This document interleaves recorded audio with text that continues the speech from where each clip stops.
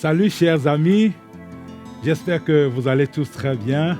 C'est une grande joie pour moi d'être ici encore aujourd'hui pour continuer notre programme Ainsi dit l'Éternel. Nous arrivons déjà au 9e étude de ce programme. Je rappelle que c'est un programme de 14 séries d'études bibliques faciles.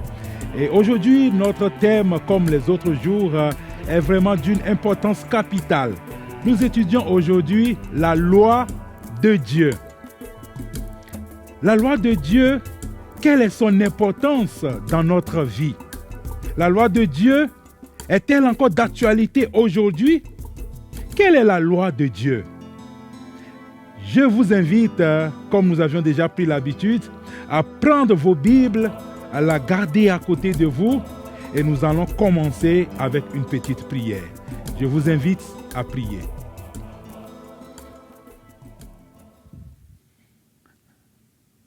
Nous sommes en prière. Seigneur notre Dieu, c'est avec une grande joie que nous venons à toi encore en ce moment pour te dire merci pour tes riches et abondantes bénédictions dans nos vies. Merci pour ce programme qui commence actuellement. Nous te demandons, Seigneur, de nous accorder ton Esprit Saint afin qu'il nous éclaire, qu'il nous aide à comprendre cette vérité que tu as pour nous encore aujourd'hui, non seulement à la comprendre, mais à la mettre en pratique. Au nom de Jésus, Amen. Avant de commencer, j'aimerais d'une manière spéciale encore vous féliciter, vous qui nous suivez depuis le début jusqu'à ce moment. Et il y a un proverbe peul qui dit que le savoir, c'est comme un champ. S'il n'est pas labouré ni surveillé, il n'y aura pas de récolte, sinon de bonnes récoltes. Alors je vous invite à rester ferme dans les études que nous sommes en train de passer, de continuer dans ces études afin de découvrir davantage la volonté de Dieu pour votre vie. J'ai une question à te poser, toi qui me suis actuellement. Dans la ville dans laquelle tu habites, y a-t-il des lois? Y a-t-il des règles qui régissent la vie dans ta ville? Y a-t-il un code de conduite? Ou serait-il que chacun fait ce qu'il veut dans ta ville? Chacun, avec sa voiture ou sa moto, roule comme il veut dans sa vie? J'espère que ce n'est pas le cas. Dans chaque ville, il y a des lois, il y a des règles qui régissent la vie. Parce que sans règles, sans loi, la vie sera un chaos. Sans un code de conduite, nos rues, nos routes seront un désordre total. On raconte l'histoire d'un jeune homme qui marchait dans les rues de sa ville. Il arriva à un moment où il a vu un de ses amis de l'autre côté de la route. Il voulait traverser la route. Et il y a un policier à côté qui lui a dit « Ne traverse pas la route en ce moment, attends un peu ». Et le jeune, mécontent de l'ordre que le policier lui a donné, a traversé la route. Et il y avait une voiture qui passait en ce moment. Et il a fallu de peu qu'il soit cogné par cette voiture et qu'il laisse sa vie sur cette rue. Mes amis, cet ordre que ce policier a donné à ce jeune homme, ce n'était pas pour un plaisir de commander, mais parce que le policier voyait le danger venir. Cet ordre de ne pas traverser la rue était, n'est-ce pas, pour préserver la vie de ce jeune. Et tout comme la loi de Dieu, elle est là pour préserver la vie de ses enfants. Peut-être que vous êtes parmi ceux-là qui croient que la loi de Dieu est seulement donnée au peuple hébreu, aux Juifs dans l'Ancien Testament, et que ces commandements, ces lois n'ont plus, n'est-ce pas, leur raison d'être aujourd'hui. Jésus est venu dans ce monde pour éclairer beaucoup de choses en ce qui concerne la loi de Dieu. Dans son sermon sur la montagne, Jésus a présenté comment nous pouvons accéder au royaume de son Père et quelles sont les manières dont nous devons vivre dans ce royaume. Dans le sermon sur la montagne que nous trouvons dans Matthieu 5, 6 et 7, Jésus a donné les principes pour vivre dans le royaume de Dieu. Je vous invite à prendre vos Bibles, à l'ouvrir dans l'Évangile selon Matthieu au chapitre 5. Nous allons lire du verset 17 au verset 19. Matthieu 5, du verset 17 au verset 19.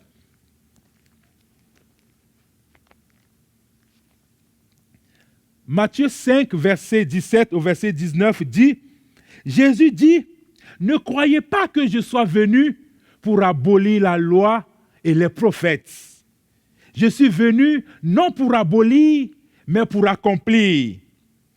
Car, je vous le dis en vérité, tant que le ciel et la terre ne passeront point, il ne disparaîtra pas de la loi un seul iota ou un seul trait de lettre jusqu'à ce que tout soit arrivé. » Jésus a confirmé la loi de Dieu.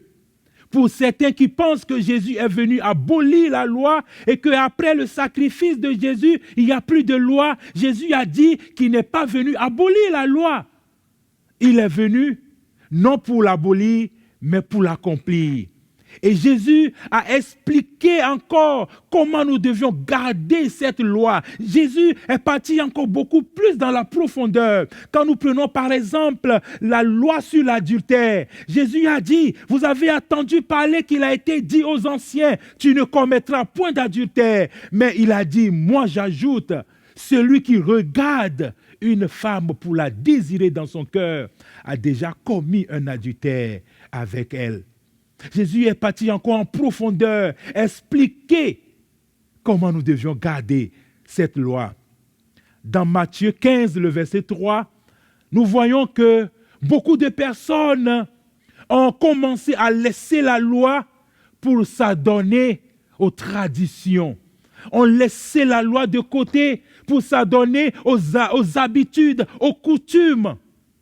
Et peut-être que c'est ton cas aujourd'hui, que tu as laissé de côté la loi pour continuer à faire ce que tes parents faisaient, pour continuer à faire la coutume, n'est-ce pas, de ta ville. Jésus leur a dit dans Matthieu 15, dans Matthieu 15, le verset 3,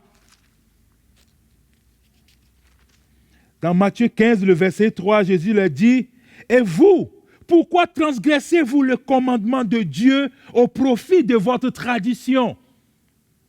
Si tu laisses de côté la loi de Dieu pour suivre ta tradition, tu es en train de transgresser la loi de Dieu. » Dans Matthieu 16, nous trouvons une histoire merveilleuse, une rencontre de Jésus avec ce jeune homme riche. L'histoire nous dit que le jeune homme est venu à Jésus avec ce souci de connaître ce qu'il doit faire pour avoir la vie éternelle. Jésus lui a demandé de garder tous les commandements. Jésus lui a cité les commandements et le jeune a répondu, « Je connais ces commandements et je les observe depuis ma jeunesse. » Alors Jésus lui dira, « Va, vends tous tes biens, donne-les aux pauvres et alors viens et suis-moi. » Et la fin de l'histoire nous dit que ce jeune homme est parti tout triste parce qu'il n'était pas encore prêt à se séparer des biens qu'il avait. Beaucoup de leçons que nous tirons de cette histoire et de l'étude que nous sommes en train de faire aujourd'hui. La première leçon que nous tirons, c'est que le vrai test d'amour pour Dieu se trouve dans notre relation avec nos semblables, avec nos prochains. Nous ne pouvons pas prétendre aimer Dieu, garder sa loi et ne pas aimer notre prochain. Ce jeune homme riche prétendait aimer Dieu, garder la loi de Dieu, mais il n'était pas encore prêt pour aider son prochain, pour se sacrifier pour son prochain. La deuxième leçon est que le but principal des commandements de Dieu, de la loi de Dieu, c'est que le pécheur puisse revenir à Christ. La loi de Dieu nous amène à nous repentir et à venir à Christ. Et la troisième leçon est que les 10 commandements c'est la loi morale de Dieu. Les 10 commandements, c'est une expression de la volonté de Dieu pour notre vie. Vous voulez, n'est-ce pas, vivre dans cette vie heureux, épanoui dans tous les domaines et vous préparer pour le futur. C'est bien le but de la loi. Nous aider à vivre dans cette vie de façon heureuse, épanouie et nous préparer pour l'éternité. Ceci est le but de la loi. La loi de Dieu est aussi une barrière protectrice. Imaginez un champ d'agneaux, un champ qui est bien entouré, fermé à cause des agneaux qui sont dans ce champ. Et ces barrières qui sont mises pour empêcher ces agneaux de sortir, pour se perdre sur les terrains voisins, d'être peut-être blessés ou bien d'être volés par les voleurs. La loi de Dieu est également une barrière protectrice pour les enfants de Dieu, pour que nous ne soyons pas déçus dehors, pour que nous ne nous égarons loin de Dieu. Dieu a mis cette loi pour que nous soyons protégés. Et deuxièmement, la loi de Dieu également ne nous purifie pas de nos péchés. C'est comme nous regardons dans un miroir. Le miroir nous montre les taches qui se trouvent sur nos visages. Le miroir nous montre les taches qui se trouvent sur notre chemise. Mais le miroir ne peut pas enlever les taches. Le miroir ne peut pas laver notre habit. Le miroir nous montre la tache et à nous d'aller enlever la tâche. C'est comme ça la loi de Dieu. La loi de Dieu nous montre les tâches qui sont dans notre vie. La loi de Dieu nous montre ce qui ne va pas dans notre vie. Et à nous de corriger ces choses par la grâce de Dieu. Je vous invite maintenant à suivre une musique spéciale qui nous sera chantée par 3 sœurs, les sœurs Harris. Bonne écoute et à tout à l'heure pour la conclusion. Nous irons là-haut au ciel quand Jésus reviendra. Nous irons là-haut au ciel lorsqu'il apparaîtra. Nous courons devant les saints anges et nous passerons de beaux sabbats avec Jésus. Depuis en Éden, le sabbat a vu le jour. Dieu l'a sanctifié et l'a béni pour toujours. Il se reposa de toute sa création. Et ce jour demeure pour toute génération. Nous irons là-haut au ciel quand Jésus reviendra. Nous irons là-haut au ciel lorsqu'il apparaîtra.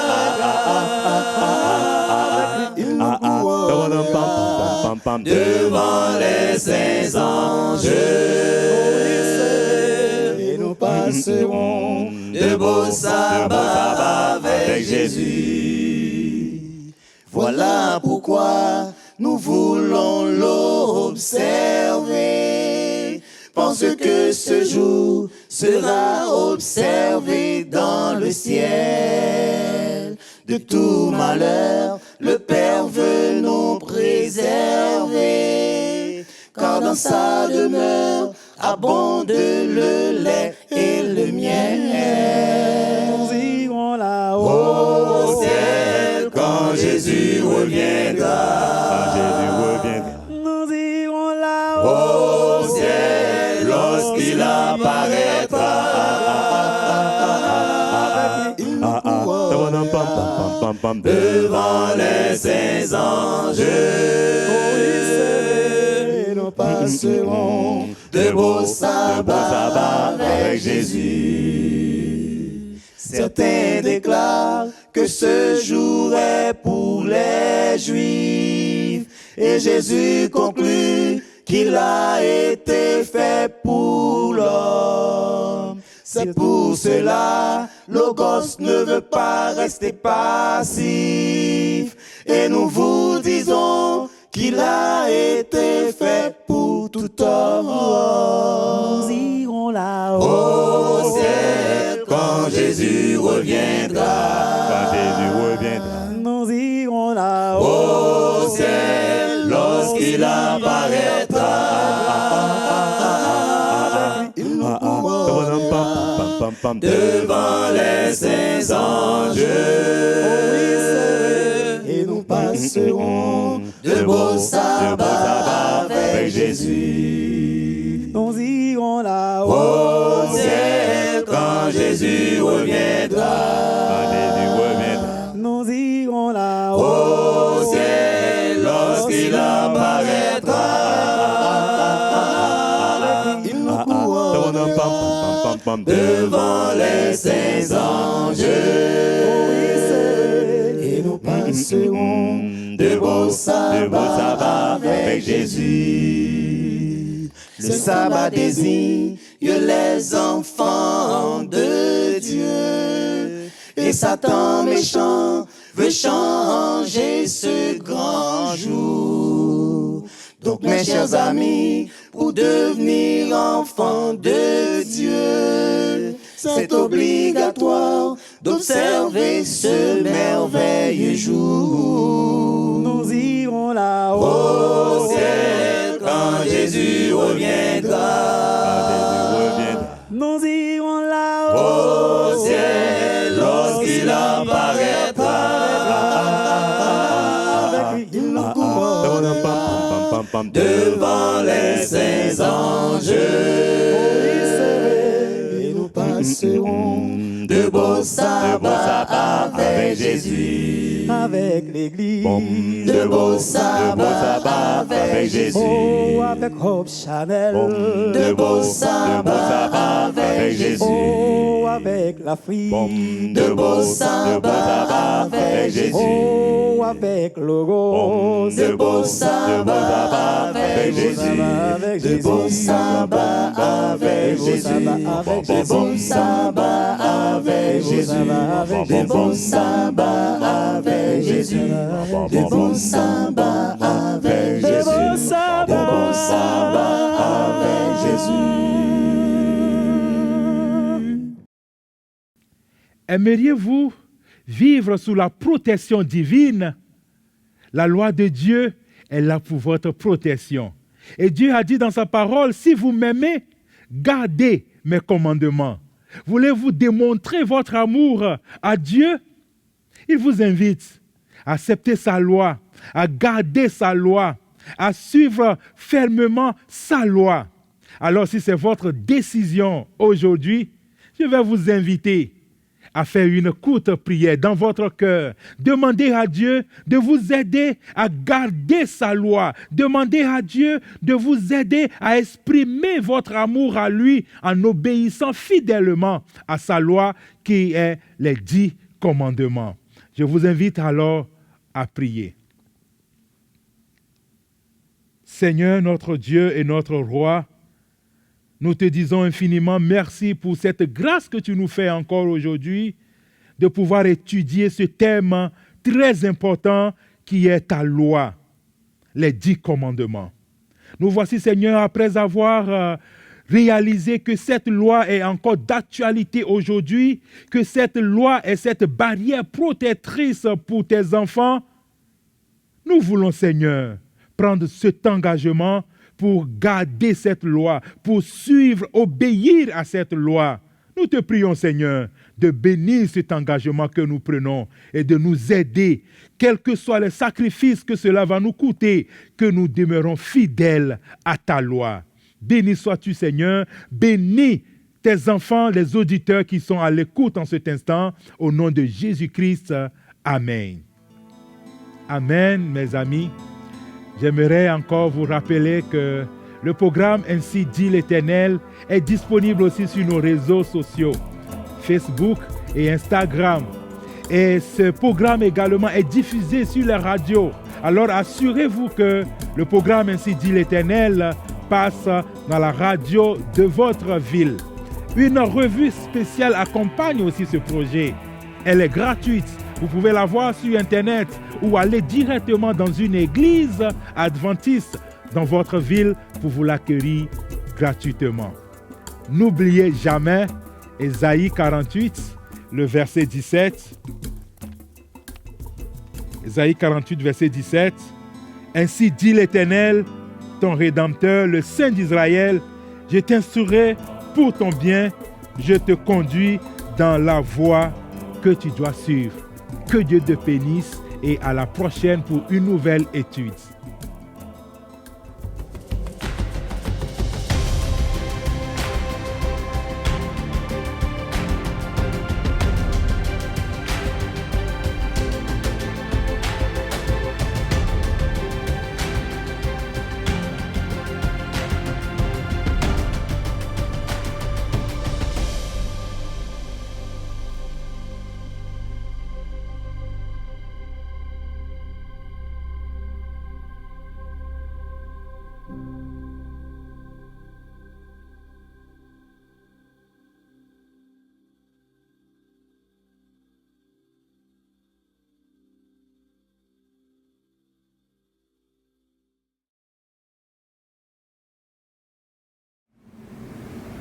Salut chers amis, nous sommes très contents de vous compter parmi nous dans le cadre de l'émission Ainsi dit l'Éternel. Aimez-vous cette émission? Souhaitez-vous en savoir plus sur l'église adventiste du 7e jour? Toutes nos églises sont des portes ouvertes pour vous recevoir. Maintenant, vous allez voir un peu plus de ce que l'église adventiste est en train de faire dans quelques pays de l'Afrique. Que Dieu vous bénisse.